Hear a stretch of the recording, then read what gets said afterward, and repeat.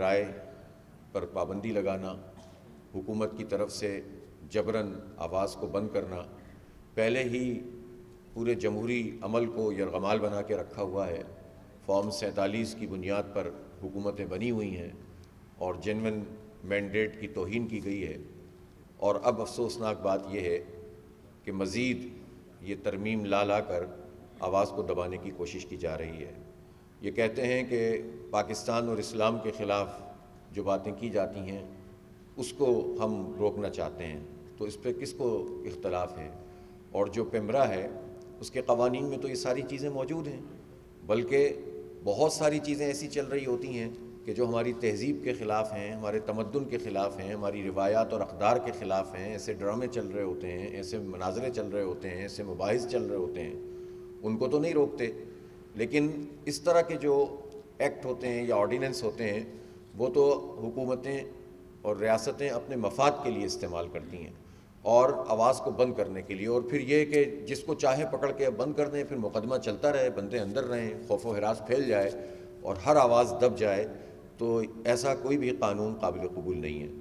2016 میں نواز شریف صاحب کے زمانے میں یہ پیکا کا آرڈیننس آیا تھا، اور پھر اس کے بعد ایکٹ، اور اس کے بعد اس میں ترمیمیں ہوتی رہیں۔ عمران خان صاحب کے زمانے میں بھی اس پر عمل درآمد بھی کیا جاتا رہا، اور پھر اس کے بعد اب پھر یہ پی ڈی ایم کی جو حکومت ہے، پہلے اس نے صوبائی حکومتوں سے اب یہ قومی اسمبلی اور سینٹ سے بھی یہ کام کر رہے ہیں۔ ظاہر ہے اس میں جو بھی صحافیوں کی تنظیمیں اس کو چیلنج کریں گی یا اس کے خلاف اگر کوئی وہ تحریک چلائیں گی، تو جماعت اسلامی صحافیوں کے ساتھ ہے اور آزادی اظہار رائے کے حق میں ہے۔ اس وقت جو یہاں مقامی صورتحال ہے، میں اس پر بات کرنے سے پہلے یہ چاہوں گا کہ ہم فلسطین، جو اس وقت پوری دنیا کا سب سے بڑا مسئلہ ہے، اس پر کچھ بات کریں، اور وہ یہ ہے کہ امریکی صدر ڈونلڈ ٹرمپ نے 2 دن پہلے جو بیان جاری کیا وہ در حقیقت ایک بہت بڑی سازش تھی، اور وہ یہ کہ غزہ سے سب لوگوں کو نکال لیا جائے اور اردن میں اور مصر میں ان کو بسایا جائے، اور یہ کہا جائے کہ اس کی ہم صفائی کرنا چاہتے ہیں۔ اور یہ وہی ایجنڈا ہے جو اسرائیل پورا کرنا چاہتا تھا، اور 15 مہینے وہ نہیں کر سکا، اس کو ہزیمت اٹھانی پڑی۔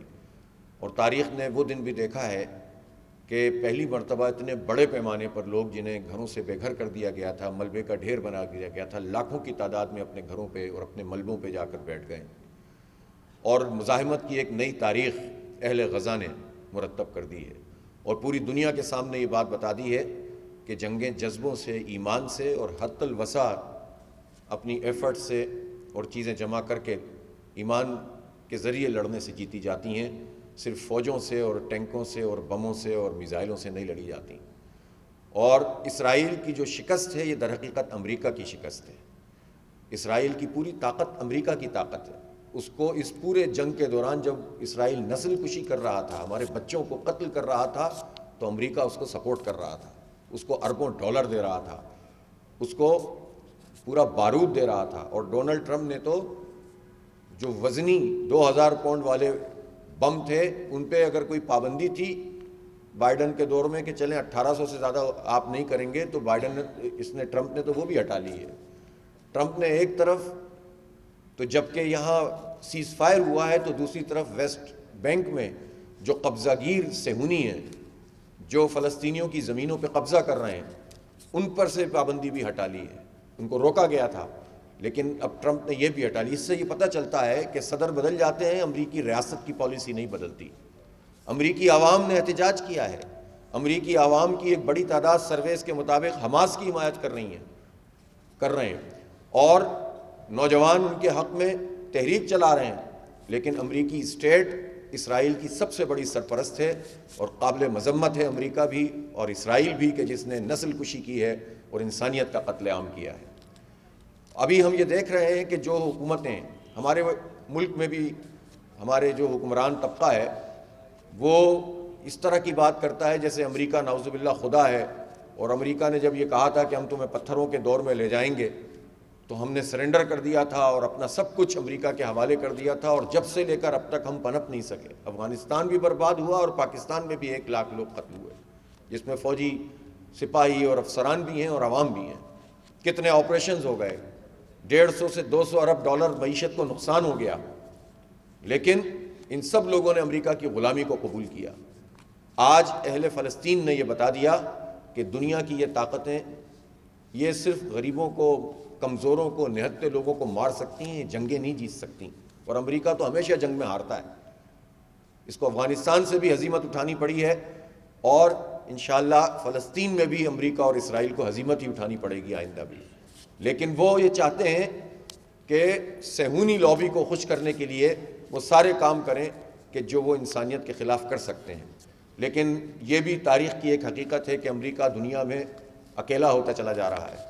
ابھی کولمبیا کے خلاف اس نے جو اقدامات کیے ہیں تو ان کا جو سربراہ ہے پیٹرو، اس نے اس کے خلاف ڈٹ کر کھڑے ہو گئے ہیں، اور تمام لاطینی امریکی ممالک ہیں انہوں نے اپنی ایک کانفرنس 30 تاریخ کو بلا لی ہے، اور اب تو خود لاطینی امریکہ کے لوگ تھریٹ دے رہے ہیں کہ امریکی اڈے ہم بند کر دیں گے۔ تو ایک طرف اس کو مڈل ایسٹ میں، یہاں گلف میں شکست ہوئی ہے، اور دوسری طرف خود لاطینی امریکہ میں اس نے اپنی جو پالیسیاں بنائی ہیں ٹرمپ نے، اس کو وہاں پر رد عمل کا سامنا کرنا پڑ رہا ہے۔ میکسیکو کے لوگ ہیں، کولمبیا کے ہوں، اور اسی طرح وینزویلا، یہ سب متحد ہو رہے ہیں۔ تیسری طرف ٹیکنالوجی کے میدان میں چائنا نے ایک نیا جو ٹیکنالوجی میں AI میں ڈیولپمنٹ کر دی ہے، وہ $500 بلین کی جو انویسٹمنٹ کے ساتھ ٹرمپ بہت کچھ کرنا چاہتے تھے، تو پوری دنیا کو ایک جھٹکا لگ گیا ہے۔ لہٰذا یہ وقت ہے کہ جب ہم کسی بھی غلامی سے نکلنے کا اعلان کریں، یہ امریکی غلامی ہمیں کچھ نہیں دے گی، ہم برباد ہوتے چلے جائیں گے۔ ہم جب اس کی طرف دیکھتے ہیں کہ وہ آ کر ہماری مدد کرے گا، تو سن 70 میں بھی وہ بیڑا آج تک پہنچا نہیں ہے جو چل گیا تھا۔ تو کبھی بھی اس طرح کے غلامی والا رویہ ہمیں آزادی نہیں دے سکتا۔ ہمیں اپنی خود مختاری، آزادی، وقار، سوورنٹی، اس کو سامنے رکھتے ہوئے اپنی پالیسیوں کو مرتب کرنا ہوگا، اور دنیا میں عزت اور وقار سے جینے کا سلیقہ سیکھنا ہوگا۔ اس لیے ہم یہ سمجھتے ہیں کہ فلسطینیوں کی ری بلڈنگ میں پوری دنیا کو ساتھ دینا چاہیے، پاکستان کو اپنا رول ادا کرنا چاہیے۔ قطر کی حکومت نے جو کیا ہے وہ بہت زبردست ہے، ہم اس کو خراج تحسین پیش کرتے ہیں، اور انہوں نے ایک فنڈ بھی قائم کر دیا ہے۔ پاکستان کو نہ صرف اس فنڈ میں حصہ لینا چاہیے بلکہ اس کے لیے پوری دنیا میں ایک رائے بھی بنانی چاہیے۔ اسی طرح جماعت اسلامی اپنی یہ ذمہ داری سمجھتی ہے کہ جس طرح ہم نے اہل غزہ کی حمایت کے لیے بھرپور طریقے سے پاکستان میں ایک موبلائزیشن پیدا کی، شعور کو بیدار کیا، مارچز کیے، دوسری طرف خدمت کے میدان میں بھی جو ہم سے بن پڑا ہم نے کیا ہے، تو ہم یہ چاہتے ہیں کہ اس طرح کے ڈیلیگیشنز بنے جو پوری دنیا میں جا کر فلسطینیوں کا اور کشمیریوں کا مقدمہ لڑیں، اور ان کی آواز، ان مظلوموں کی آواز پوری دنیا کی آواز بن جائے۔ ہم یہاں اس وقت جنوبی پنجاب میں ہیں، یہاں آپ کو معلوم ہے کہ ارد گرد کے جو علاقے ہیں زراعت سے وابستہ ہیں، لیکن حکومت کی جو زرعی پالیسیاں ہیں وہ آپ کو معلوم ہے کہ اس وقت گنا جو تیار ہو چکا ہے، مڈل مین ایک جال بن گیا ہے جو بہت ہی کم نرخ پر کسان سے گنا خرید رہے ہیں، ورنہ یہ ضائع ہونے کا امکان ہے۔ اب لوگ غریب کیا کریں؟ وہ انتہائی محنت کر کے، پیسے لگا کر، مہنگی مہنگی دوائیں لے کر، اور یہ سب کر کے اپنے کھیت آباد کرتے ہیں، اور پھر اس کے بعد آخر میں ان کو جب ریٹ نہیں ملتا تو وہ قرض در قرض جگڑتے چلے جاتے ہیں۔ اور بحیثیت مجموعی آپ سب اس بات کو جانتے ہیں کہ پاکستان میں چھوٹا کسان وہی بہت بڑی تعداد میں موجود ہے، بڑے جاگیردار تو بہت تھوڑے سے ہیں، لیکن بڑے جاگیرداروں کو حکومت پروٹیکشن فراہم کرتی ہے۔ اب یہ کیسی حکومتیں ہیں کہ اب ان حکومتوں نے ابھی پارلیمنٹیرینز نے اپنی تنخواہوں میں 140% اضافہ، یعنی یہ تقریباً 1.5-2 لاکھ سے اب انہوں نے 5,12,000 اپنی تنخواہ کروا لی، اور اس معاملے میں نون لیگ، پیپلز پارٹی، PTI ایک پیج پر ہیں، اور مل کر ماشاءاللہ انہوں نے اپنی تنخواہیں بڑھوا لیں۔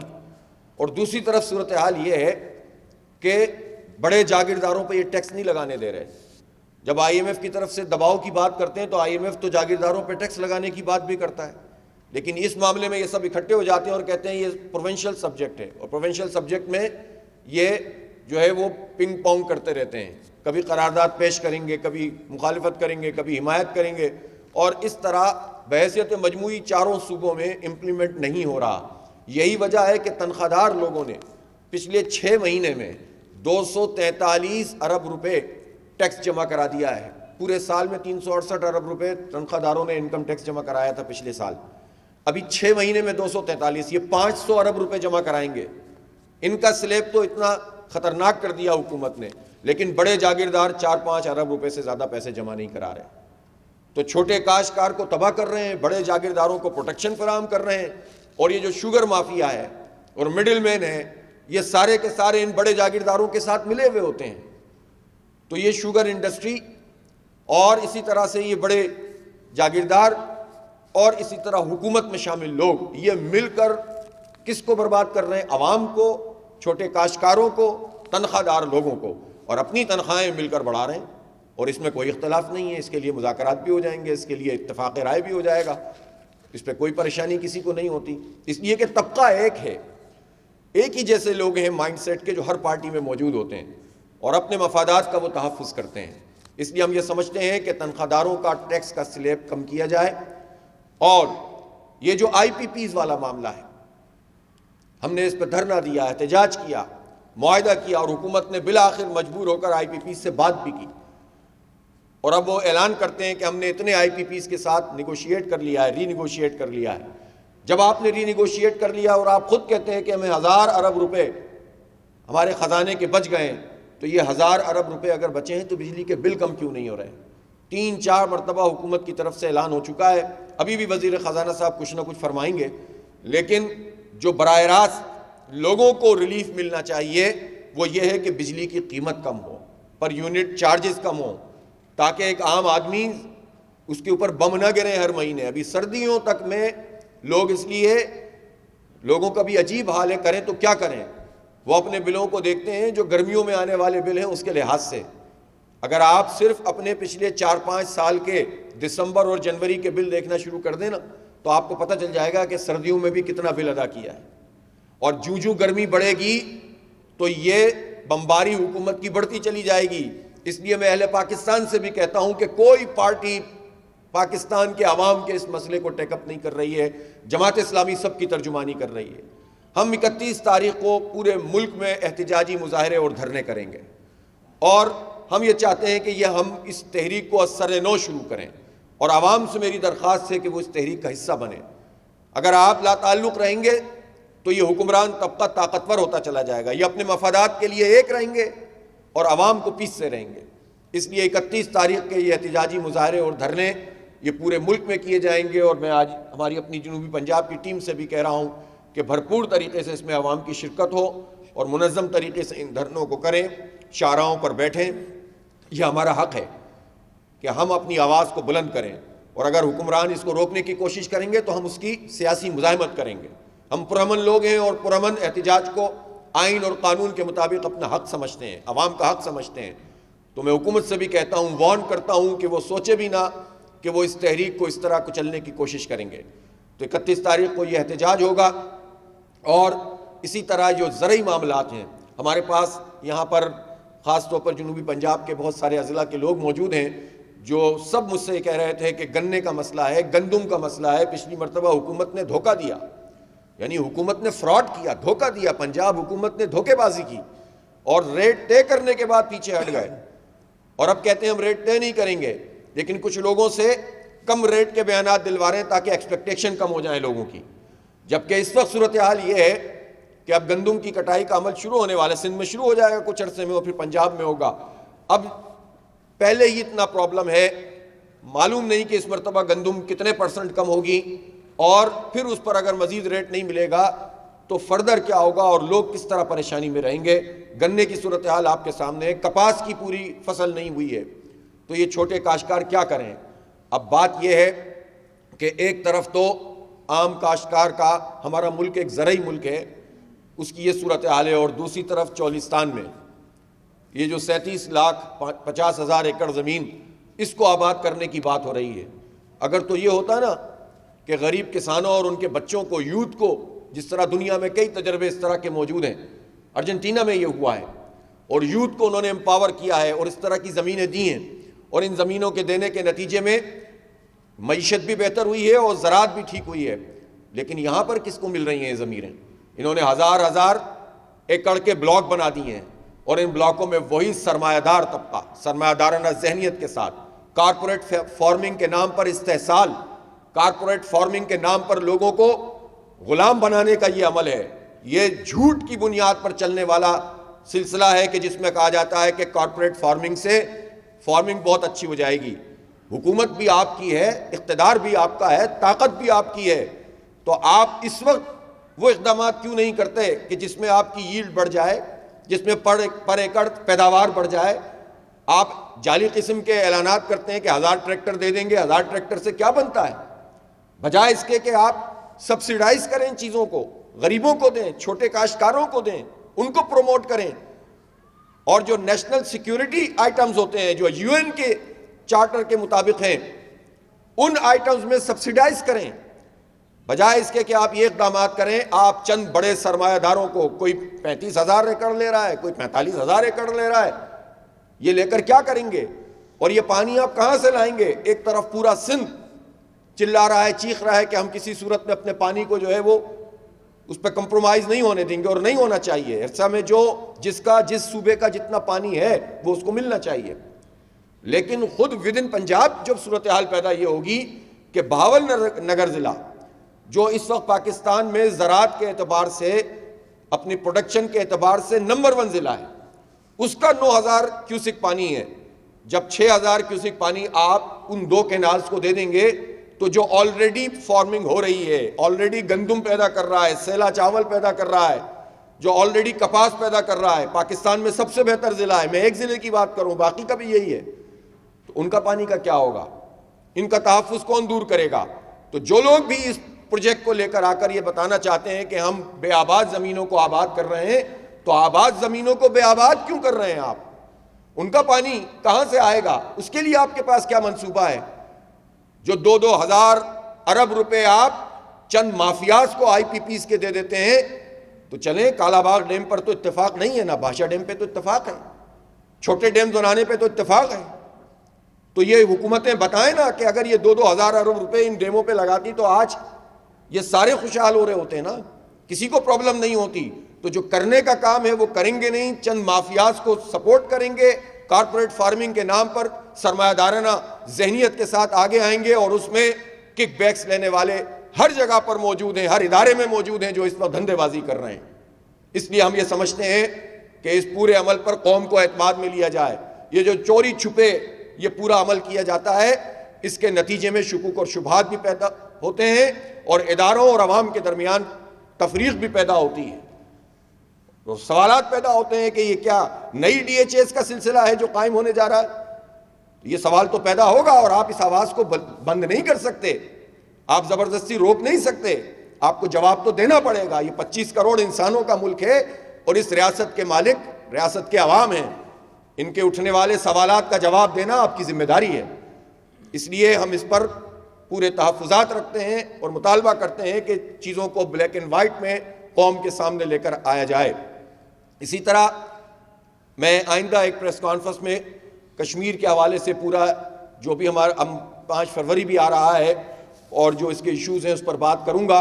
البتہ یہ ضرور کہنا چاہتا ہوں کہ کشمیر ہمارا جو ایسٹرن پورا بارڈر ہے اس کے حوالے سے ہی پوری پالیسی کا ایشو ہے, اور یہ پورا پالیسی خارجہ کے حوالے سے اور ہمارے دفاعی اسٹریٹجی کے حوالے سے ہم الگ بات کریں گے کہ ہمارا اس وقت جو شمال مغربی بارڈر اگر اس کو غیر محفوظ وہ بن گیا ہے اور وہاں ہم اپنی تمام تر چیزیں کرنا چاہتے ہیں, اور ایسٹرن بارڈر سے ہم بالکل لا تعلق ہو کر کشمیر سے صرف نظر کر رہے ہیں, تو یہ پالیسی پاکستان کی پالیسی کیسے ہو سکتی ہے؟ تو ہو سکتا ہے کسی اور کا ایجنڈا ہو کہ ہم افغانستان سے تو لڑ جائیں لیکن انڈیا سے محبت کے ڈونگرے برساتے رہیں.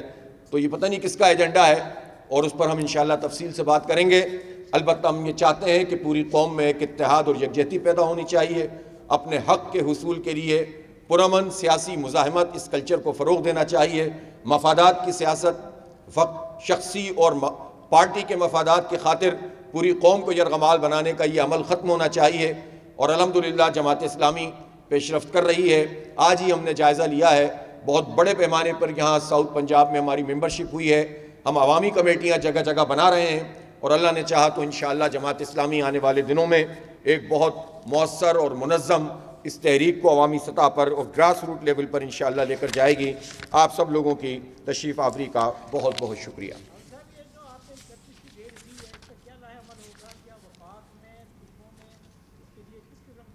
اس میں ڈسٹرکٹ کی سطح تک پہ احتجاج ہوگا. کون آپ کی کس پبلک سے ملاقات ہوئی ہے؟ نہیں, آپ کو کس نے بتایا یہ کہ اوور آل پبلک کا؟ نہیں, ریئلٹی کہاں ہوتی ہے؟ ریئلٹی ہوتی ہے عوامی رائے کے سرویز سے. ان سرویز میں جماعت اسلامی پر اعتماد پچھلے مستقل بڑھ رہا ہے, اور اس دھرنے کے بعد جو سروے ہوئے ہیں وہ ذرا سا چیک کر لیجئے.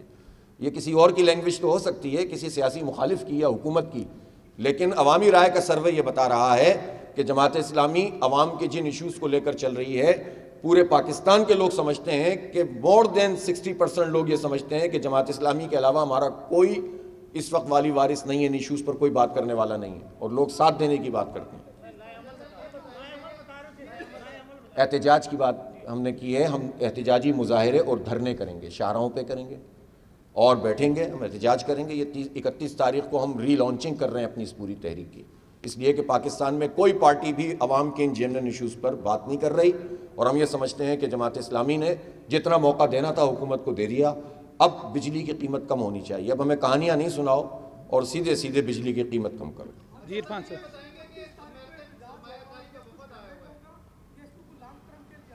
ساری باتیں ابھی کیسے بتاؤں؟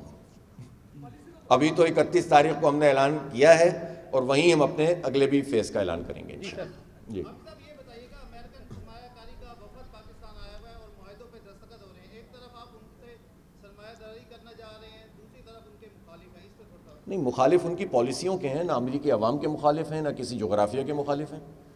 سرمایہ داری کرنی ہے, کرنا چاہیے ان کو. کوئی بھی ملک سرمایہ کاری کے لیے آتا ہے تو وہ ہمارے مفاد میں تھوڑی, وہ اپنے مفاد میں آتا ہے. ہم عزت اور وقار کے ساتھ سب سے بات کرنا چاہتے ہیں, سب کے ساتھ معاشی معاہدے بھی کرنا چاہتے ہیں. اپنی آزادی کو کمپرومائز کیے بغیر ہم سب سے بات کر سکتے ہیں, لیکن ہم جھوٹ کو جھوٹ کہیں گے, سچ کو سچ کہیں گے, دہشت گردی کو دہشت گردی کریں گے. امریکہ ریاستی دہشت گردی کرتا رہا ہے, کر رہا ہے, تو اس کو تو اجاگر تو کیا جائے گا نا. وہ اسرائیل کو قتل عام کرنے میں جو معاونت کرتا رہا ہے, تو کیا اس پہ سے صرف نظر کر لیں, اس کی مذمت نہ کریں ہم امریکہ کی؟ کیوں نہیں کریں بھائی؟ ہم ایک آزاد اور خود مختار ملک ہیں نا, ہم کیوں نہیں بات کریں گے؟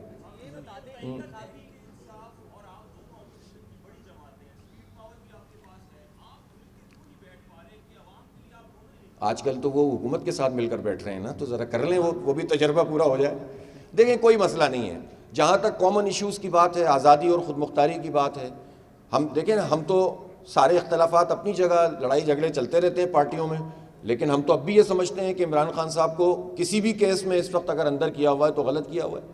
وہ سیاسی بنیادوں پر ہے, اور اگر جن بنیادوں پر عمران خان صاحب کو اندر کیا ہوا ہے تو پھر باہر کون رہ جائے گا؟ سبھی اندر ہونے چاہیے نا. پھر زرداری صاحب, نواز شریف صاحب, شہباز شریف صاحب وغیرہ وغیرہ, بیٹے بیٹیاں سب, پورے خاندان, تو سبھی اندر ہونے چاہیے پھر. تو ہم تو سچ اور حق کی بات کرتے ہیں. البتہ اسٹریٹجی اپنی اپنی ہے. ظاہر ہے پی ٹی آئی اس وقت پرابلم میں ہے, وہ کبھی احتجاج کرتے ہیں, کبھی مذاکرات کرتے ہیں, کبھی اعلان ختم کر دیے, ان کی اپنی پالیسی ہے, ان کا ایشو ہے. لیکن یہ نہیں ہو سکتا کہ ہم صرف یہ دیکھتے رہتے ہیں کہ وہ یہ کریں تو ہم وہ کرنا شروع کر دیں, اور وہ دوسری بات کریں تو ہم دوسرا کام شروع کریں. ہم الگ جماعت ہیں, وہ الگ جماعت ہیں. جو مشترک چیزیں ہیں اس پر ایک موقف ہو سکتا ہے, ہم مل کر بات بھی کرتے ہیں. ملاقاتیں ابھی پچھلے دنوں آئے ہوئے تھے, وہ آج بھی میرے خیال ہے ہماری ایک ملاقات وہاں کچھ ہونی تھی ان سے, تو وہ کوئی ایشو نہیں ہے. جی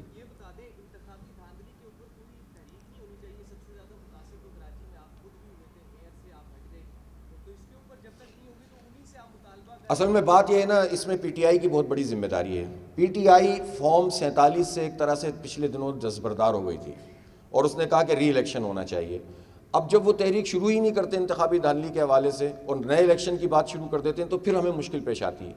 تو اگر ان کا ایجنڈا بالکل واضح ہو کہ وہ ری الیکشن کے بجائے فارم 45 کی بنیاد پر, سب سے زیادہ وکالت تو ہم نے کی ہے, اور سب سے زیادہ وکالت کیا کی ہے ہم نے, تو عملاً جو ہے وہ کر کے دکھایا, اپنی سیٹ بھی اویل نہیں کی.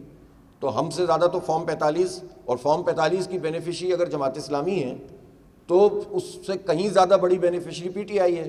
تو اس کو فوکس بھی تو کرنا چاہیے نا اس مسئلے پر. وہ فوکس کرے, پھر اس کے بعد دیکھیں گے بات آگے بڑھے گی. جی کس کی؟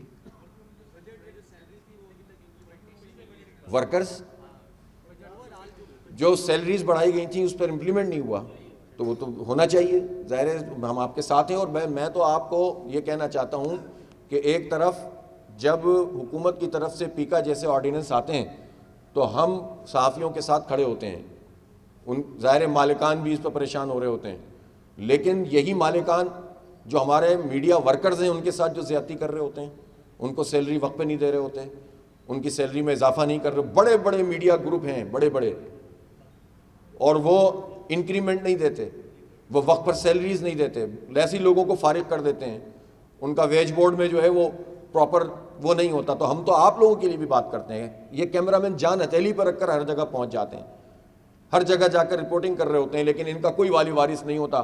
جب میڈیا گروپس پر کوئی برا وقت آتا ہے تو پولیٹیکل پارٹیوں سے وہ مدد مانگتے ہیں، لیکن اپنے ورکرز کے لیے وہ کچھ بھی نہیں کرتے۔ تو لہٰذا ہم تو آپ کی بات کرتے ہیں، آپ کی بات تو کوئی اور کسی میں اتنی ہمت نہیں ہے کسی پارٹی میں جو میڈیا ورکرز کی بات کرے، یہ بھی بتا دوں میں آپ کو۔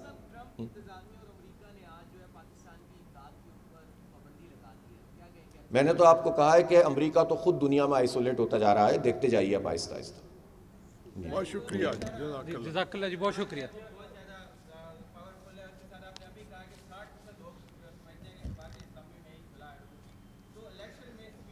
آنے دیں الیکشن بھی آنے دیں، ابھی تو تحریک چل رہی ہے، اس پہ چلائیں گے۔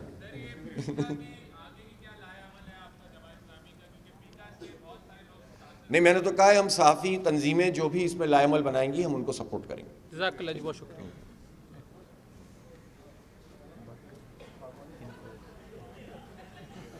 یہ صحافی حضرات کے لیے یہاں ساتھ ریفریشمنٹ کا انتظام۔